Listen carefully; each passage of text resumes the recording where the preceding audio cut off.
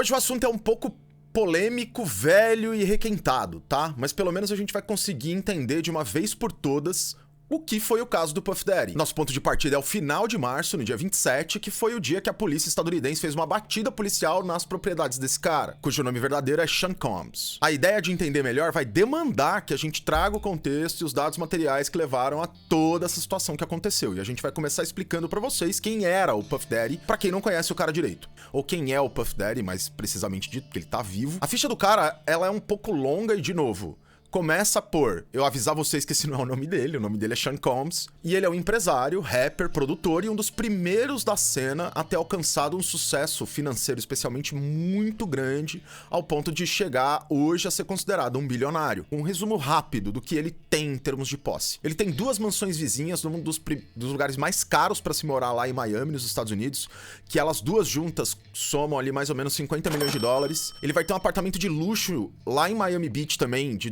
2,7 milhões de dólares. Ele vai ter uma mansão em Los Angeles de 40 milhões de dólares, apartamento em Nova York, mansão em Nova Jersey, mansão na Geórgia, junto ali somando 20 milhões de dólares. Uma gravadora de mais de 30 anos de história chamada Bad Boy Records, que gravou e lançou nomes como Notorious B.I.G., Craig Mack, Pitbull, Machine Gun Kelly, French Montana. Fora tudo isso, ele tem crédito de produção de discos e faixas de nomes como Mary J. Blige, Notorious B.I.G., TLC, Mariah Carey, Busta Rhymes, Jay-Z, Jennifer Lopez, Rick Ross, Kanye West, Pusha T, Burna Boy e French Montana de novo. Fora isso, que a grife de roupa dele, a Sean John, acumula aí anualmente mais ou menos 500 milhões de dólares por ano. Ele tinha uma empresa de bebidas alcoólicas, junto com tudo isso, e ele tem várias lojas e instalações de produção e de venda de cannabis legal lá nos Estados Unidos. Fora isso, participou em programas de televisão, criou a Wall Street para pessoas negras, que é a tal da Empower Global, que, enfim, é mais um fiasco. É muita coisa, gente, muita coisa, bastante coisa. Por isso que o caso do Puff Daddy tem uma diferença do caso que a gente abordou aqui, por exemplo, do Marilyn Manson, porque o Puff Daddy tá mais próximo, sim, de burguês dentro dessa estrutura. Mesmo sendo um cara que veio de baixo, ele conseguiu alçar um lugar que é um lugar de burguesia. Qual que é o ponto aqui? O ponto é a gente falar de poder no capitalismo, sendo que o caso do Puff Daddy é um caso extremamente emblemático. Novamente, o tamanho do poder dele pode ser sentido de muito longe. No capitalismo, a única forma de você ter tudo isso é através da exploração do trabalho. Não tem como você desenvolver tudo isso sendo completamente alguém que vai trabalhar por si só. Você precisa explorar outras pessoas. E agora a gente vai ver que tanto a exploração de pessoas do ponto de vista capitalista quanto o abuso da integridade física dessas pessoas estão por trás dessa figura nefasta que é hoje conhecida como Puff Daddy, P. Diddy, Love, sei lá, mas que é uma figura realmente muito problemática. Em abril de 99, ele é condenado por vandalismo ao escritório e agressão à pessoa do Steve Stout, que era o empresário do Nas, em que existe uma música que eles lançam juntos, o P. Diddy, o Puff Daddy, faz ali um feat com o Nas, e ele não gostou do clipe, nem um pouco, e isso foi o suficiente pra ele entrar no escritório do cara, destruir tudo e bater no cara. Ele fecha um acordo com esse mano por 500k de dólar. Em dezembro de 99, ele é acusado por disparo dentro de um espaço fechado, que era uma danceteria lá nos Estados Unidos, e porte ilegal de armas e suborno do motorista para que esse motorista assumisse as armas. As armas são minhas, era essa mais ou menos a ideia. O Puff Daddy nesse processo foi absolvido. Em 2001, ele é preso por dirigir com a carteira suspensa. Em 2013, ele é processado por ter ameaçado um dos executivos da sua gravadora lá, que era a Bad Boy Records, a vender a parte desse cara.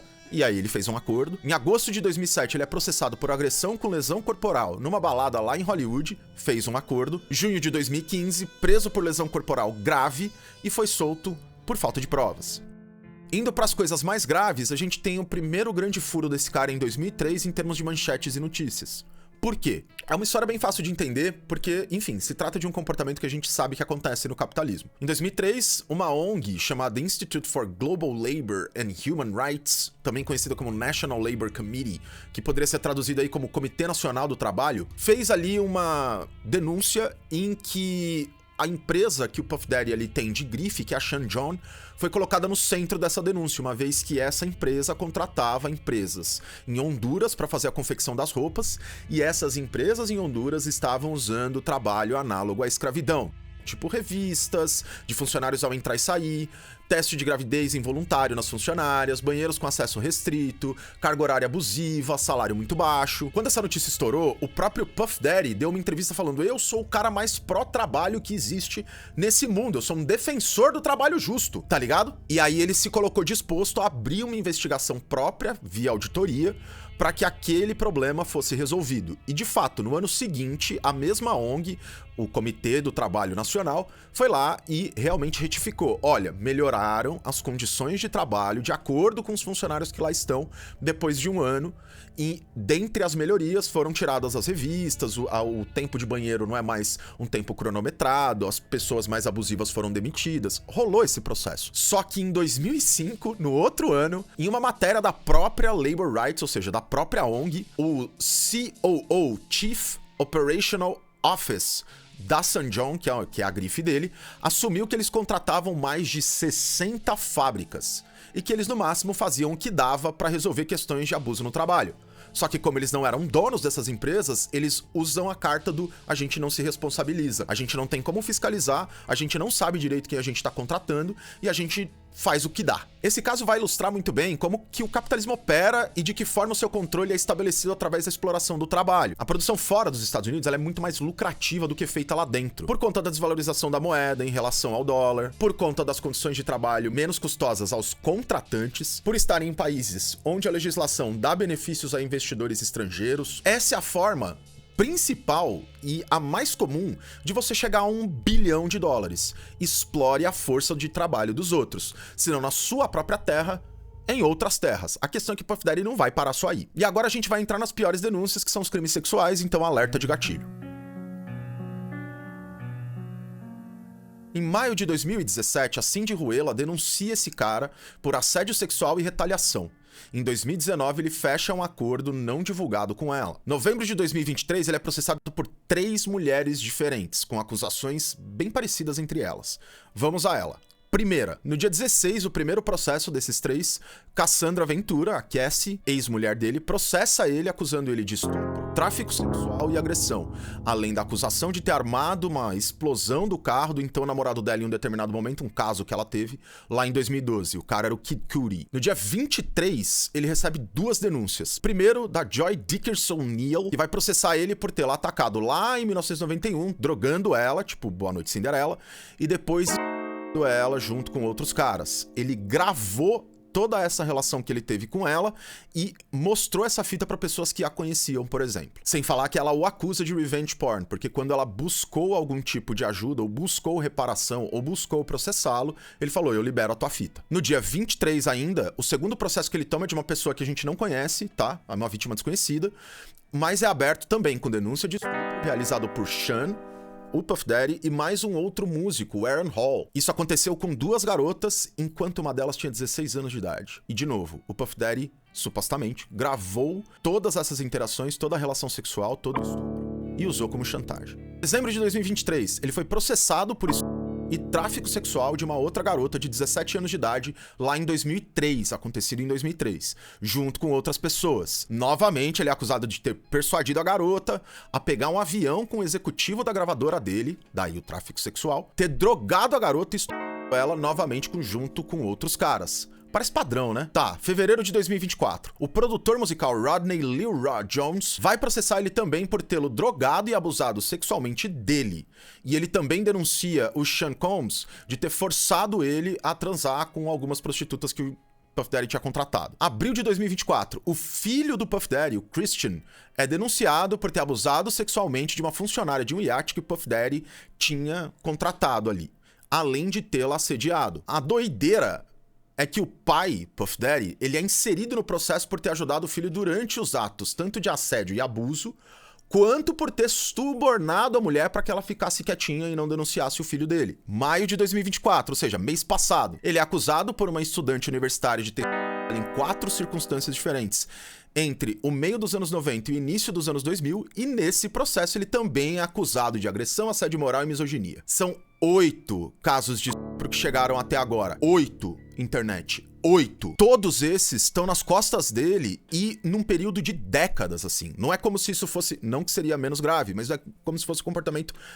agora do cara. O cara faz isso desde sempre, desde 91. Em mais de um dos casos, esses abusos continuaram com a mesma pessoa durante alguns anos. Em mais de um dos casos, os abusos foram com mulheres menores de idade. E em mais de um dos casos, ele embebedou e drogou as vítimas. Agora a gente vai voltar no processo divulgado no dia 16 de novembro de 2023, em que a vítima do cara é a ex-esposa dele, a Cassandra Ventura Cassie. E ao todo eles mantiveram uma relação de 11 anos, de 2007 até 2018. Mas eles nem se casaram legalmente, nem tiveram nenhum filho juntos. Uma breve história dos dois, tá? Ela era uma mina de 20 anos de idade em 2006, quando ela conhece o Puff Daddy por entrar pra gravadora dele. Em 2007 ele se aproxima ainda mais, começa a namorar, ela fecha um contrato pra ser garota propaganda da marca dele, e o relacionamento deles começa, só que eles vão ser vistos juntos já só em 2012.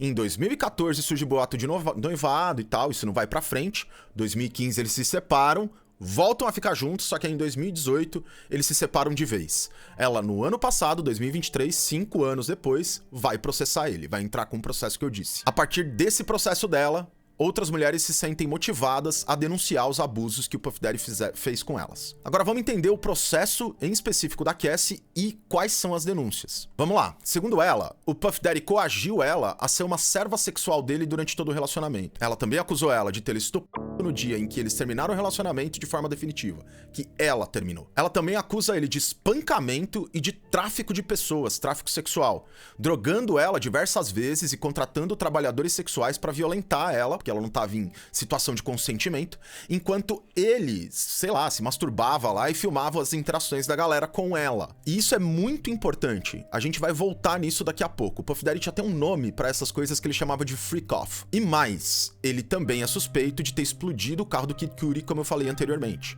lá em 2012. Num primeiro momento ele vai negar tudo isso, só que pra tristeza dele, a CNN divulgou agora esse ano um vídeo em que ele é visto batendo na Cassie, chutando ela no chão, arrastando ela no chão e jogando um vaso na direção dela. Isso tudo num hall de elevadores de hotel, gente. E ele compra ainda a fita de segurança por $50 mil. Depois do fim do relacionamento deles, o Sean continuou provocando a Cassie aqui e acolá. Lembrem-se sempre que é uma pessoa que passou por diversos abusos com esse cara. Ao invés de ele, depois de tudo que ele fez, deixar ela embora, ele não deixava, ele mencionava, ele falava dela em entrevistas. Ela vai, busca o divórcio e teve que negociar com ele, que é o próprio abusador, tanto o fim do relacionamento quanto o fim do contrato dela com a gravadora dele. E depois de divorciada, a Cassie vai processar o cara por tudo que eu falei antes. Só que assim que esse processo deu entrada na corte, ele fecha um acordo com ela em menos de 24 horas. Capitalismo. Esse monte de coisa, gente, chegou à polícia estadunidense e a polícia lá se concentrou especialmente no que se refere ao tráfico de pessoas para trabalhos sexuais. Como, por exemplo, citei no caso da Cassie, ela ser drogada e ele trazer gente de lugares diferentes do país para poderem transar com ela, da mesma forma que ele pega uma menina de 17 anos, mete num jato, leva até onde ele tá, droga a mina. Esse tipo de coisa é enquadrado dentro desse mesmo crime. É por isso que ele é indiciado, teve um mandado de busca em várias casas dele, procurando por evidências sobre o que a Cassie e outras minas tinham relatado. Tá tudo entendido até aqui? Agora a gente vai chegar no ponto mais importante, que é o poder no sistema capitalista. Tem algumas coisas importantes pra gente nesse caso, especialmente aspectos do sistema capitalista e de como esse sistema utiliza as pessoas. O Sean Combs, como eu falei anteriormente, produziu muita gente. São artistas que construíram carreira, assim, sobre o palanque que esse cara montou. Desde o B.I.G. até o Machine Gun Kelly, a única constante é a grana entrando e o cara ficando cada vez mais rico e poderoso sobre essas pessoas que estão tendo sucesso. Pra que a gente consiga compreender isso, pegando o caso da Cassie, pensa que você acabou de arrumar o emprego dos seus sonhos, tá? Você tá registrada, tem um salário maravilhoso, tá? Um salário que você não teria na vida de 15 conto, 20 conto. Chance de subir na empresa e ficar ainda mais, assim, confortável financeiramente. Seu futuro chefe, antes de você entrar na empresa, trocou maior ideia com você, falou que, pô, tá safe, que a empresa é da hora e que você vai curtir pra caralho trampar lá e tal, te levou pra ver e tudo mais. Enfim, um trampo que até onde você foi apresentado parece um trampo maravilhoso, dos sonhos. Só que, daí a alguns meses, você trampando lá, de repente você começa a ouvir uns boatos sobre o seu chefe. Boato de abuso, de assédio, de violência contra a mulher. E com o tempo, você também começa a perceber que você é vítima desse abuso. Até chegar um ponto que você vai precisar fazer uma escolha, mano. Ou você fica no rolê por conta da questão financeira e etc, por conta do que sua família teria e etc, e passa um pano pra esse cara, ou você mete o louco, treta com o maluco e tenta a sorte sozinho, num ramo em que essa pessoa é extremamente respeitada, tá? Antes de você decidir se passa pano ou se vaza, olha pra tua família. Agora ela tem um teto da hora pra morar, com conforto, tem comida, você tem filho, filha, agora tem escola, tem plano de saúde, segurança financeira de um trabalho registrado, tudo isso ao redor da sua vida pessoal tá dentro desse mesmo jogo. Afinal, se você larga esse trampo sem a certeza de que você vai conseguir um trabalho igual, a sua família vai passar por apertos. Se você pede as contas, vai tudo pro saco. E pior, o seu chefe vai ter uma fila gigantesca de pessoas que vão topar fazer o mesmo trabalho que você faz. Ele não vai sentir esse baque. O que você faria? Você ia se deixar abusar? Até que ponto você ia aguentar? E, gente, o óbvio aqui é, vocês percebem que existe um descompasso, um desequilíbrio? Porque se você não aguenta e sai, você volta pra casa na estaca zero, você não tem mais salário, você não tem mais emprego. O teu chefe, não. Ele pode se fuder e ir pra cadeia. Ele não vai perder tudo que ele tem. Ele ainda vai ter mansão, ele ainda vai ter bem, ele ainda vai ter propriedade, ele ainda vai ter royalties, ele ainda vai ter tudo isso. O sofrimento que ele vai passar não vai ser o suficiente para ele mudar de classe social. Ele vai permanecer alguém que é respeitado nessa classe burguesa, digamos assim. E se a classe burguesa não quiser mais respeitar essa pessoa, ainda assim, os bens materiais dessa pessoa muito provavelmente vão continuar sendo dela ou da família dela. E sabe por que ele vai permanecer sendo rico, influente, idolatrado, poderoso? Porque ele tem uma fortuna que chega a $1 bilhão. Ele pode pagar os melhores advogados, ele pode subornar as pessoas pra inventar mentira, ou então pagar as pessoas pra mentirem descaradamente. Ele pode ser protegido pelos trabalhadores e trabalhadoras antigos que teve, em que ele colocou na mídia e tudo mais, e que agora tem uma dívida de gratidão com ele. Enfim, outro exemplo muito rápido aqui. Tá ligado o circo? Sabe a rede do trapezista pra que a pessoa não caia? Então, ele tem essa rede, porque ele tem muito dinheiro. Você não. Eu não tenho. Quem não é burguês não tem. Porque a gente não tem dinheiro. Quem constrói essa rede é todo esse império que ele mesmo foi acumulando ao longo do tempo. Todo o capital que ele foi guardando pra si, todo o trabalho que ele foi explorando e chupinhando, tudo aquilo fez com que ele conseguisse chegar onde ele tá. E aí alguém pode dizer, ah, mas se eu sou eu a pessoa que toca, ou sou eu a pessoa que canta, é óbvio que eu tô ganhando alguma coisinha. Tá sim, mas você nunca vai ganhar nem perto do patrão. O patrão sempre vai ter uma fatia muito maior do que a sua e provavelmente ele não vai nem te deixar saber exatamente quanto da fatia ele tá tirando de você. E o pior é que ele, assim, nem participa do teu trampo. Ele não vai no estúdio, ele não te vê, ele quase não te vê. Tudo que ele olha num primeiro momento fala, você tem talento, joga dinheiro em cima de você e um monte de gente que aí trabalha muito bem, uma equipe muito foda, músicos, musicistas muito bons, e essas pessoas vão construir o seu trabalho. Não é ele. O que ele fez? Pagou. Ele era o dono do estúdio e ele pagou. Com o detalhe de que ele vai lucrar nas suas costas pra sempre, tá? Até que ele abra a mão dos royalties, as gravações são da gravadora, ou seja, dele. Ele assina, bota o nome no trabalho no final lá, ó. Bota aí que eu sou produtor do bagulho. Aquilo tem peso financeiro. Ser publicado pela gravadora dele, ser divulgado, gravar na gravadora dele, também vai ganhar pra ele sempre uns cascalhos toda vez que sua música for ouvida. Com isso a gente vai chegar num ponto importante aqui, que é o Puff Daddy ele vai seguir o caminho de tantos outros homens muito poderosos no capitalismo. Ainda que ele tenha feito coisa horrível, ele tem a favor dele um sistema que não consegue lidar com ele direito. Exatamente porque ele é uma pessoa extremamente rica. Ele consegue se proteger do sistema de alguma forma exatamente por ter essa rede de apoio. E assim, ele é um cara que vai explorar a vida e o trabalho de outras pessoas a vida inteira. Isso é ser burguês.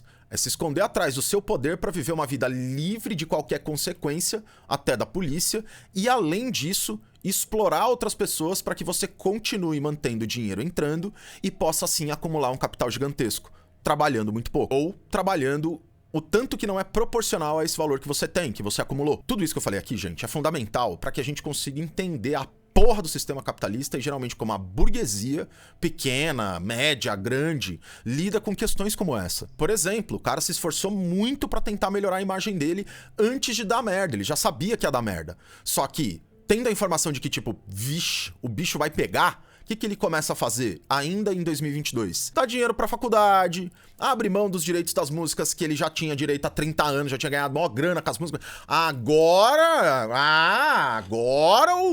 não tenho royalties, não, eu acumulo porra nenhuma, não. Eu tô entregando direito pras pessoas, entendeu? Ninguém nunca mais vai ouvir essa porra dessa música. Essa é a tentativa burguesa de lidar com questões muito graves. Joga dinheiro em cima, mano. um balde de dinheiro em cima. Só assim as pessoas vão esquecer do que aconteceu, você vai conseguir abafar uns casos, uma galera que você produziu vai colar em você e falar assim, não, mas você é um cara legal, e ele foi legal comigo. E assim, vida que segue. Antes de a gente acabar esse vídeo, tem uma coisa muito fundamental que a gente precisa dizer aqui, que é, Puff Daddy é um cara negro, que vive num país segregado e racista, que é o caso dos Estados Unidos. O Brasil também é. O que eu quero dizer com isso? Que as manchetes com o nome dele, exposição do caso dos envolvidos, fotos, pá, matéria, pra caralho na imprensa, o tratamento que ele recebe da polícia, tudo vai passar por esse filtro racial. Vamos falar de pessoas que têm um poder parecido com o dele. Por exemplo, Harvey Weinstein. Lembra do Harvey Weinstein? Ele é o cara que motivou um movimento que é o Me Too. O movimento das mulheres lá nos Estados Unidos, começou lá nos Estados Unidos, na ideia de dar um passo pra frente e falar, eu também sofri abusos que naquele momento eram direcionados ao Harvey Weinstein. Enquanto no caso do executivo da indústria cinematográfica, a investigação demandou um bom tempo de denúncias e de coleta de evidências, com várias minas sendo desacreditadas no processo, a própria cara do Harvey Weinstein demorou pra aparecer em jornal, pra aparecer em revista, demorou até a gente saber realmente que era aquela a pessoa maligna por trás daquilo tudo. Porque ele tinha muito poder, velho. Muito poder. Quem é que quer desprestigiar uma empresa gigantesca jogando o principal executivo no lixo, uma vez que essa empresa tem ação aberta na bolsa? Durante o processo do Harvey Weinstein, várias minas foram desacreditadas de tudo ali que tava rolando, e mais, o próprio movimento Me Too virou um movimento atacado pela extrema-direita lá nos Estados Unidos até hoje. Tem gente que fala e usa esse termo de forma pejorativa, como se fosse assim, ah, essa mina aí é do Me Too. Tá ligado? Enquanto no caso do Puff Daddy, tudo foi muito rápido. Muito rápido. Em um mês, ele apareceu diversas vezes em vários lugares diferentes da imprensa estadunidense por conta do processo da Cassie. Enquanto o caso do Weinstein não recebe a atenção que merecia, o do Puff Daddy motiva uma série de jornais e revistas a expor essa pessoa. Outro caso parecido é o do Jeffrey Epstein, que a gente tem até vídeo aqui no canal. Também fez o que fez e até foi preso, depois de um processo longo de denúncias e investigações. Depois que o cara já tinha feito o que fez durante anos, aí, beleza, aí surge na mídia. Lembrando que, tudo bem, o Puff Daddy também abusa há muito tempo, mas, de novo, as proporções são diferentes, e ainda assim o caso dele é mais exposto. Para pra pensar no que isso significa. Puff Daddy, ele vai servir um estereótipo que a sociedade estadunidense sempre reforça, que é o rapper que ficou muito rico e passou a ser relevante em termos de poder. Dentro desse estereótipo, esse padrão já vai trazer com ele toda a carga negativa em relação às pessoas negras e às pessoas que vêm de baixo. Essa carga negativa, impulsionada pela burguesia por questões de classe e racial, vira meio que tipo um gato de Schrödinger, tá ligado? Parece que o melhor e o pior do cara estão sempre na iminência de acontecer. O cara pode ser um cara da hora, assim como o cara pode ser um cara muito bosta. E a imprensa estadunidense e todo o jogo político estadunidense sempre coloca pessoas negras nesse espaço. Faz com que pessoas negras assumam esse valor. Na ideia de, eu não sei o que você vai dar na sociedade, racismo. E quem se encarrega de manter essa dúvida na cabeça das pessoas é a imprensa. A imprensa é um braço da burguesia, que alimenta esse estereótipo cada vez mais e opta por tratar casos de maneira bem diferente ao tratamento dado ao caso do Puff Daddy. Não que eu esteja passando pano na cabeça do Puff Daddy. Todos os outros tinham que ser expostos que nem ele tá sendo. Mas é como a gente sabe, gente, a imprensa é uma ferramenta da burguesia, como falei. Ela vai usar e abusar do poder dela para manter o trabalhador cada vez mais alienado, dependente, desvalorizado, ameaçado, em uma situação de poder hierárquica que tá sendo sempre abaixo da burguesia. Então assim, por mais que você odeie o Puff Daddy com todas as suas forças, e aí eu também odeio, a gente precisa entender que o racismo estrutural tá na espinha dorsal do sistema capitalista. É esse racismo que tá por trás do estereótipo que o Puff Daddy vestiu. Atitudes de abuso como a dele são extremamente deploráveis, odiosas, dão nojo e raiva a qualquer pessoa que tem um mínimo de bom senso. Mas a exposição desse caso e toda a crucificação do cara também passam por um recorte racial e de classe. Lembre-se disso. Para fechar, eu vou deixar uma pergunta aqui, que é: qual é o peso do dinheiro num sistema capitalista? E eu vou deixar uma sugestão de resposta, que eu não vou dar. Pergunta para uma mina que já foi abusada por alguém poderoso. Faz essa pergunta para ela. Com toda certeza ela vai te dar uma resposta muito melhor do que qualquer resposta que eu possa dar. Não se esqueça de se inscrever no canal, não se esqueça de apoiar o canal, seja membro para pegar as análises e os VODs. E siga a gente nas redes. E é isso aí. Tudo nosso, nada deles, depois de nós. De novo. E falou!